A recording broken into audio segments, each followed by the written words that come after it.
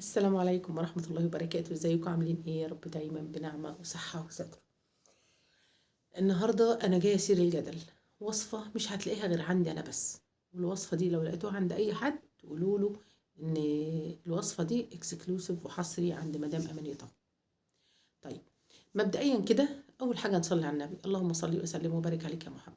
لما تبقى بنوتة عندها 20 سنة او 25 سنة او حتى 30 سنة وتقول لي انا عندي تجاعيد ابتسامه او خطوط الحزن او خطوط الابتسامه زي ما بتسميها، او رجل غراب او الحتت دي مش تجاعيد يا قلبي. ما هو كل حاجه ولها منطق. التجاعيد ما بتبداش من 20، الكولاجين هو اللي بيقل من 20 او من 21 25 كده ماشي، والكولاجين ملوش دعوه بالتجاعيد. يبقى التجاعيد ده اسمها خطوط جفاف.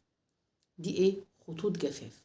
يبقى انتي بشرتك جافة، بتسيء استخدام المرطبات، يبقى انتي بتعملي حاجة غلط، يبقى انتي واخدة بشرتك وراحة بيها في حتة تانية خالص.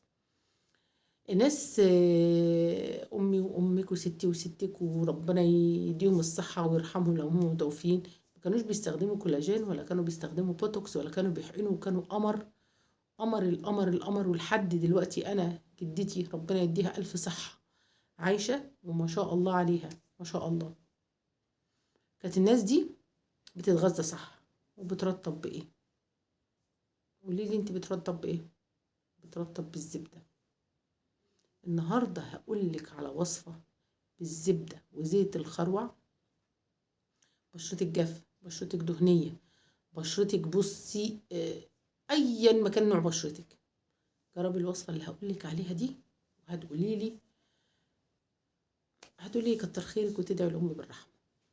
طيب، هتجيبي لي مكعب زبده صغير قد كده، تمام؟ الزبده البلدي بتاعتنا اللي بنطبخ بيها، بقر او جاموس او اي حاجه. تهرسيها كويس جدا جدا جدا، وتحطي عليها اللي احنا المكعب الزبده ده نحط عليه معلقه نشا صغيره، معلقه نشا صغيره من بتاعه الشاي، ومعلقه عسل كمان صغيره، تمام كده؟ ونص معلقه خميره فوريه. اهرسي بقى الخليط ده كويس جدا جدا جدا جدا، حطهولي في علبه معقمه وافرديه على بشرتك كل ليله بالليل على بشره نظيفه قبل اماني. وبعد كده هرطب بايه؟ لازم الترطيب 60. لو حط اي ماسك لازم تحطي مرطب. هتمرطبي بايه بقى؟ هتجيبي لي ازازه، لو سي مثلا هي 50 مللي، 50 مللي دول هنحط فيهم ايه؟ قولي لي هنحط فيهم ايه؟ هنحط الازازه كلها زيت جوجوبا. زيت جوجوبا 3/4 الازازه زيت جوجوبا، تمام كده؟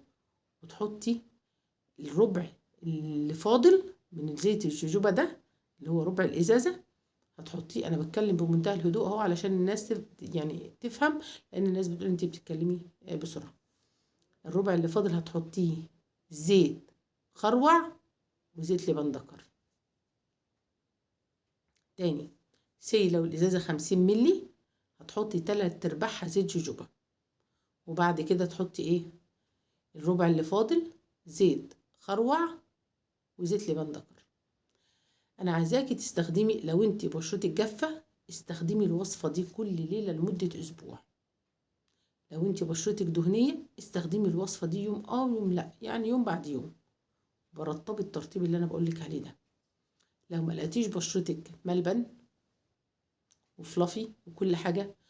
وعايزه اعلق بقى تعليق، الناس اللي بتقولي انت مش حقنه بوتوكس ولا فيلر ولا بس انت عندك سمنه زايده. طب ما هي السمنه الزايده دي ايه؟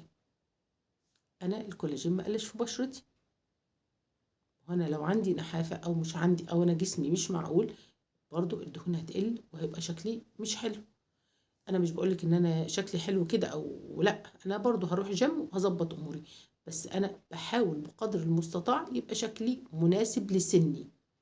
مفيش حد يا جماعة بيبقى فيه كل حاجة. انتي حاولي ترضي نفسك وتبقي مبسوطة وانتي باصة لنفسك في المراية، هو ده قمة السعادة وقمة الأنوثة. الوصفة دي بصي مهما كان سنك هتخليكي بصي خدودك منفوخة، بشرتك موردة وتحفة ومترطبة جدا جدا، وهتحبس لك المية تحت الجلد فيديكي احساس بالترطيب وتحسي ان بشرتك كده منفوخة. يعني وصفة مش عايزة اقولك بجد حلوة حلوة حلوة حلوة. استخدمي الوصفة دي. ولو ما عندكيش زيت الجوجوبا وخلطة الترطيب، رطبي بجل الصبار وعليه كبسولة فيتامين اي ونقطتين زيت، ان شاء الله يكون زيت ذرة او زيت عباد شمس، بس مش عايزة منك حاجة تاني. وجربي كده وقولي لي الوصفة عملت معاكي ايه.